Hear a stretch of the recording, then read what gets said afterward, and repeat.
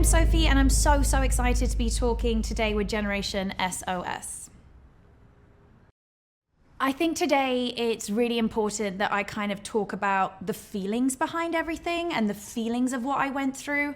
I know that you could be like listening at home and you're like, well, she's female, or she's this, or she had this upbringing, and it's really not about the differences. It's just about the feelings of what I've gone through. So if you can connect to that and you can understand that, then I hope it kind of helps in a small way, hopefully.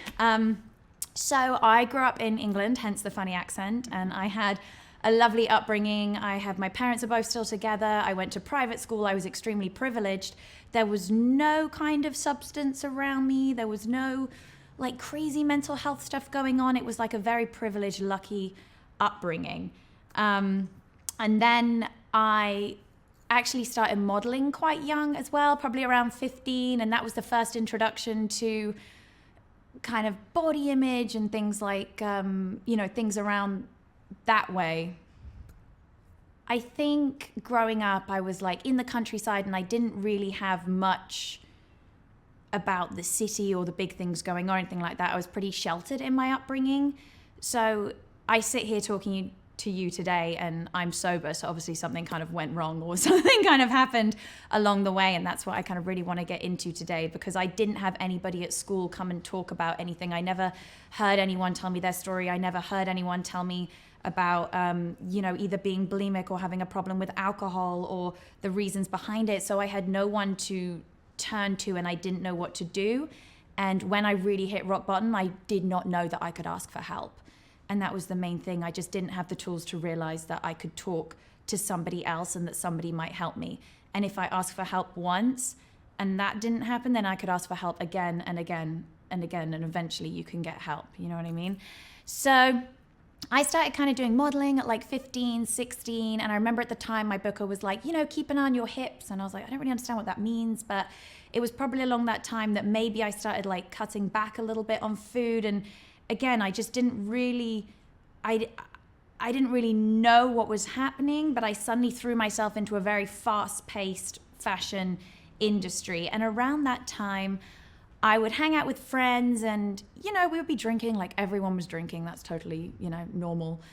But I would kind of always be the one to drink that little bit more. And I started getting known as the party girl, and I would do these things and I was getting maybe a bit more attention, and my confidence would go up when I was drinking, and it felt like all these positive things would happen when I drank. So I didn't really see that there was a problem. It's like a normal part of our childhood to like try alcohol and to do all those things. Like it happens. I think for me, what happened is I got into my 20s and things just started to just kind of fall by the wayside. So I didn't go to college. I went into modeling, and I was doing like full-time modeling. And instead of going to castings, like maybe we would just go out and drink a little bit more, or, all this stuff. So in this time of kind of turning a little bit more, partying a little bit more, maybe not turning up for a shoot, like a little bit hungover and all this jazz, what was happening to me is my self-esteem and my self-worth was kind of falling quite low. And it's weird to say, because I was in an industry of modeling, and whether you go to college or university or whatever you decide to do, like my particular journey and my particular thing, I was in an industry where everyone was telling me that I was beautiful. You know what I mean? I had an agent, we're being told this, and yet I couldn't have felt worse and I couldn't have felt smaller. And I imagine it like I had kind of a big bag, and I just started to put things into the bag, right? So it was kind of like, maybe I said something to a friend when I was drunk, like that goes in here. Like all those feelings were starting to kind of be bottled down, and they were being pushed into a bag, and that was the way of me dealing with things, right? So at the moment, I'm like growing this quite large bag, whether it was maybe like boys and not feeling very confident talking to guys and having to have a little bit more alcohol. All these things, I don't know, it's hard. It's weird to look back, but I just feel like I had very low confidence in an industry of fashion and an industry where we were meant to be like beautiful and confident. I guess what I'm trying to say is, I guess what I'm trying to like boil it down to is that I didn't really understand at the time like what was happening, but I was just drinking a little bit more and these things were happening, and then other things were falling down, and I didn't really think it was a problem, but I didn't know who to ask for help. So really it's just a lot of confusion. You know what I mean? And at the time, there were a lot of times that I didn't speak up because my confidence and my self-esteem was so low that I didn't feel like, I just kept being like, it will get better. It will be okay. Everything will be okay. And I just kind of kept putting it into this bag of kind of things. And I think it's hard. I think it's so hard being young. I think there is so much pressure, especially with social media. Like, we are constantly shown people that are doing better. We are constantly shown people that have more than us, that are doing more than us. We constantly feel from such a young age, from like 18, 17, I've spoken to 16-year-olds who feel like I should be further, I should be getting into this college, I should be doing that. And that pressure is so immense. And we're not kind of sometimes taught the tools of how to deal with this immense pressure that we put on ourselves. I won America's Next Top Model. It was a huge television show, and I should have been on cloud nine, and I should have been like, this is so exciting and opening so many doors. And instead I was like, oh my gosh, what do I do next? What happens? Oh my gosh, what happens if I never book a job again? Oh my gosh, I didn't choose to go to like, it wasn't, I'm just constantly plagued with negative thoughts instead of like the optimism and excitement about the next step. I'm just constantly in a state of kind of worry. So I was like, my early 20s, I'd won one of the biggest shows in the world, yet my self-esteem and my self-worth was just so small. And at that time, I think that's maybe when I turned and started like drinking a little bit more. That is how I dealt with things. People deal with things a lot of different ways. Some people have like really hard upbringings and they turn to, whether it's a control over an eating disorder or it's substance abuse. Like, we all have so many different ways of dealing with what we're putting in that big bag. And if I can say something like, if you can just relate to that feeling, so again, it might not be substance, you might be sitting here like, we just party, that's all fun, or you might never have a problem, or you might review this in 10 years time and be like, who was that British blonde girl that I was listening to that had that problem? Oh my gosh, actually something did resonate there. But we all have our own things, and we all have our own big bag, and eventually we can't keep putting it in that big bag. It's so heavy, you're carrying it around, your back is breaking, you don't know what to do, you don't know who to turn to. And I think for me, what happened was it was just so out of control, with all these things that I just kind of burrowed down.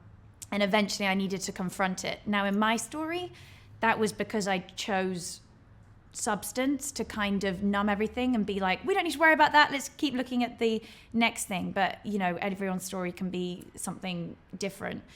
And eventually, after many terrible relationships, don't get yourself in terrible relationships, because I had never had anyone kind of talk to me and be like, this is what a woman deserves. This is what you can, this is what a woman deserves. This is what you can stand up for in a relationship. Like, all these things, I just feel like I didn't have these tools or know. So I went through some terrible relationships, guys. But after a while, I knew that my drinking was out of control, and I knew I had to do something about it. And I just didn't know what, because I'd watched the movies and I thought that, something like a 12-step program or going to rehab, I thought that was for celebrities. I thought that was for rock stars. I thought that was for old men. I had no idea that could be, that applied to me. It's almost like I went through life like nothing applies to me. I'm really alone in all this. And it's just not true. And so I actually took an acting class, and it just, by God knows how, it turned out that the acting coach was 20 years sober. And he asked me in an acting class, we all had to go and tell our story. And I told it. And after that, it was like something just clicked. And I was like, I need help. Like, I've got to get some help here. And I rung somebody that had once mentioned to me that maybe they were like an addict of some kind. I don't know. My brain was like such a whirlwind of a washing machine. And he put me in contact with someone. And for me and my journey, it was that I turned up to a meeting, and I've been in a program ever since then for 5 years. And I guess it was just that asking for help,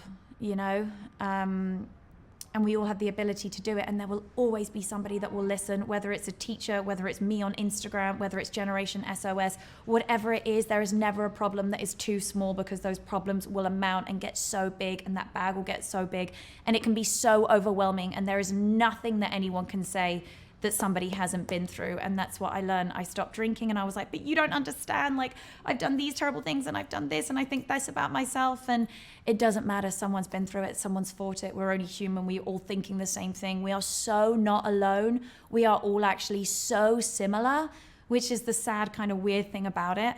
I went from a place of being absolutely alone to being like, oh my gosh, you guys have all these problems too? What? How is that? And then, and then for me, it was like rebuilding. And my life now looks like some tools that have really unbelievably helped me. And I would never have believed it in the beginning. And I'd have been like, I don't want to listen to you guys, like, whatever. Is I journal every morning. I get my thoughts out of my head, because the head is the scariest place. And that's where we tell ourselves all these stories that just aren't true. Stick to the facts and everything. This is just stories. So I get it out of there. I get it onto paper, and you'll find you'll start writing the answer to the things, right? Like, oh, this guy or this girl, did she? And you'll start kind of answering yourself. I'll take 10 minutes every morning to meditate. I'll go for a run. If you don't like exercise, then that's totally fine. Go for a walk, get outside, feel the wind, see the grass, be outside, go back to basics. And those 3 things actually really help me, and talking to other people and communicating with others. And just listening, checking in with someone, ringing your parents, ringing a friend, how is your day, what's going on? And it's so simple, just bringing it back down to all this daily, day after day, like that really helps me. So I guess from my journey, like I said at the beginning, everyone's journey is different. In a place I'm at now is I've gone through this whole big bag of problems, and one by one, I've sorted things out and put things back, whether that's I'm a little bit older than you guys, so whether it turns out that you owe people money, or, something happened in a past relationship, or whatever it is, I've started to unpack that bag, and now I just have like a sense of calm and serene in life. I'm on good terms with lots of people, and it's great. And you know what's so crazy is when I was drinking, I lost my modeling agent. I lost my, acting agent. I blew everything up. I self-sabotaged and I blew everything up. And then I was very much in the mentality of like, well, this happens to me. This doesn't happen to other people. Like, this happens to me. Like, I don't deserve this. I don't deserve this job. I don't deserve this. But that's not true. And then in sobriety, what I found over the past 5 years is I've got another agent. I've got a green card. I've got an acting agent. I've shot a film. I've produced this. All these things that I used to say I would do, I have turned to, and I have done, and I've followed through, just a day at a time, putting like a little bit more and more into things, and just by, for me and my journey, not drinking. So if you are watching and you have any inkling at any time of your life, and you are sat there and you think, you know what, something doesn't feel right, or there is something going on with maybe an eating disorder or substances or your mental health, it's in your gut. And if you can feel that something's going on, just talk to someone. People know the answer. They can help. There are ways to help. You have never sunk low enough for someone not to help you. And if I can do anything, it's just to share, I'm a lot older than you guys. I'm in my 30s. I could have done so much differently in my 20s. If I'd have heard somebody when I was young, and that if I had just been able to, realize what I was going through sooner, that it didn't have to be like that. It doesn't have to be so hard. It can be easier. It can be softer. You don't have to beat yourself up in your brain. That is not a normal way. We all do it. But if you're really beating yourself up, there is a softer way of talking to yourself, and other people can help you with that. So I hope that, reach out. I'm on social media. Reach out to these guys. And yeah, don't have to do it alone. We're all here. How do you make sure that you're in a healthy relationship? So I talked about kind of having relationships, and I had some really, really terrible relationships with guys, because I personally didn't have the confidence within myself. That's what it boils down to. So if I can get anything across today, it's, first of all, there is no guy on earth, no celebrity, no Justin Bieber, whoever the hell it is, there's no guy on earth that can fill that side of you. You have to have the confidence first. You have to believe in yourself first. And that is the best way to enter into a healthy relationship. And I spent my whole 20s with guys and I was like, but this one's in finance and he's going to look after me, or this one's a rock star and he's whatever it is, or this one's the guy, it doesn't matter. Always thinking that they would, that they would be the other half of me, not realizing that I needed to be whole first. So with a healthy relationship now, what I have realized is if anybody is gonna kind of like mess me around, or if I have that inkling, I will speak up straight away. And if that's not changed, then we don't need to be in a relationship. There is nothing worse than that pain of kind of he's not getting back, or he's not treating you well. If a friend or a family member is saying this person's not treating you well, I hate to say it, but it's probably in my experience gonna be true. And then about 2 years later, after that relationship ends and you break up, you'll be like, I've literally said this, I'm like, yeah, thanks mum, okay, you were right. They're normally right. So for me now, I write down, I think a really helpful thing to do is write down 5 things maybe that you like. Perhaps you like someone that's funny. Perhaps you want someone that's super kind to you, someone that's affectionate. Write down 5 things that you really like. And when you get into a relationship, see if that person ticks it, see if that person, fits somewhat that, and then you're on a good path. And if they don't, do not waste your time. I wasted 4 years in a terrible relationship that should have been a month. It was such a waste of time. Please don't waste it. Just, you listen to the people around you. What did my journey with body image look like, and how did I get help? So for me, you know what? I'm just going to be deadly honest with you. For me, my brain would constantly be counting everything. So I'm like, okay, I had a slice of bread, so that would be like 200 calories, and now I can only reach 1,000, but then I have to work out to reach more than 1,000. So I was constantly in a mental arithmetic, and if my brain was like a pie chart, so much of it was just on eating and how not to eat, focused on what other people are eating. It was just all consuming. And sometimes that meant that I would go to McDonald's and buy 24 chicken nuggets and get into bed and eat them, and then go to the toilet and throw up, and then come back out and eat some ice cream, and then go to the toilet and throw up. Like, that's what that looked like.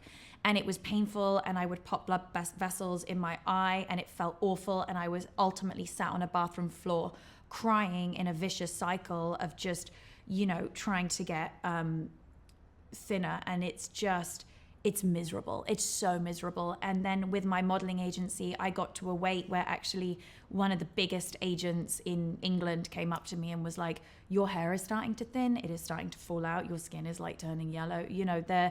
I was viewing myself, I was like, I just need to be skinnier. But in fact, I just looked like ill. I just looked ill. So for me to get help on that, I reached out. I spoke with that agency. There are so many people. This was like 10 years ago. Now there are so many people that you can reach out to. There are so many people that understand it, and it can stop. It's kind of magic. I honestly can't give a formula of how it stopped. I just asked for help and I followed people's guidance.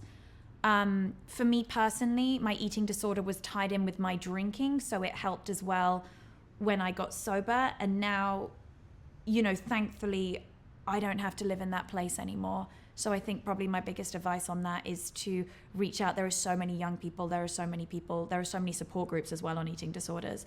But I will tell you now that there is no worse feeling than sitting on the floor at that bathroom and being kind of paralyzed and not able to leave or go and see friends or do anything or go on holiday or put on a bathing suit. And the things that go through your head and how you talk to yourself is just, you would never, ever, ever talk to anyone the way you talk to yourself. There was no one that could hurt me more than I could hurt me. So I feel like as well, that is a big one to do, is a lot of kind of meditation and those things. And affirmations, as corny as they sound, seeing that and working through that is going to be a big step in helping as well change that brain chemistry. Amazing. The question is, do I think more people around me could have helped me? My answer is no, probably not. I think firstly I'm British, so we don't talk about things as much. Maybe you're from a family where you're big talkers. My family personally doesn't, so everything's kind of like swept under the rug a little bit.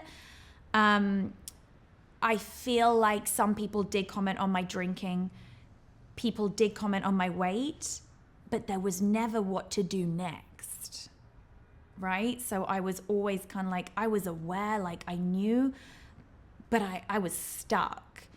And I think especially in my journey and drinking, if somebody was like, oh, you drink too much, then they weren't really my friend anymore, and I'll go with people who do drink. You know what I mean? Like I was always going to put myself in a situation with people that like wanted to party and do this. So I didn't really want to hear it if somebody was like, you're drinking way too much. I was like, no, next thing, let's move on. So I think it is important now for me to tell people my journey so that if anybody needs help, they can reach out to me. Or if they have, like I tell my family members, I kept my sobriety a secret for 2 years because I was so ashamed. I was like, I'm different. What's wrong with me? I'm gonna, you know what I mean? I just want to go to parties and drink like everyone else. I was so ashamed about it. And that was just so ridiculous. And now I tell family members because, you know, for that person that feels alone and lost for help, they have someone now that they can talk to, that they can trust, that can help them, that's been through it. So when I was younger, I think if somebody had said, stop drinking, I wasn't going to stop. But I wish I just had somebody that had been through it so I just understood there was a different way. So the question is, I talked a lot about that big heavy bag that I like carried around with me. And now how I've started to unpack it in sobriety. So for me, this crazy big bag full of rubbish, I was like, I got sober and I was like tying it up. Nope, we're never going to deal with that. And eventually in life, I have definitely learnt this, that you will have to ultimately deal with everything. And it won't be as scary when you confront it. It just won't be. And it will be softer and you'll be like, I cannot believe I wasted all that time worrying about it. Whether it's like going to the doctors. I was so scared to go to the doctors. I didn't want to know if anything was wrong. So I would just make up stories and be like, you're dying of, oh, this is happening. Or you had, like, it would just be. And in sobriety, guess what? Someone took my hand and we went to the doctors and it's all okay. You know what I mean? And if it's not okay, it will be okay because there'll be a way that it will be okay. So there's really nothing that can't be kind of somebody can't hold your hand through. For me personally, I had some money problems. I was like, oh my gosh, I need to do that again. It was just something step by step we worked through. And I think all these things can feel so overwhelming, but in fact, all you need to do is talk with someone else. And for me in sobriety, that's a sponsor. It could be a family member. It could be a friend. It could be a guidance counselor, a teacher, a therapist. There are so many people now that you can talk to, and they will just break it down, because this really big, scary bag, what it really is just lots of little piles that we're going to sort through one at a time, and that's manageable.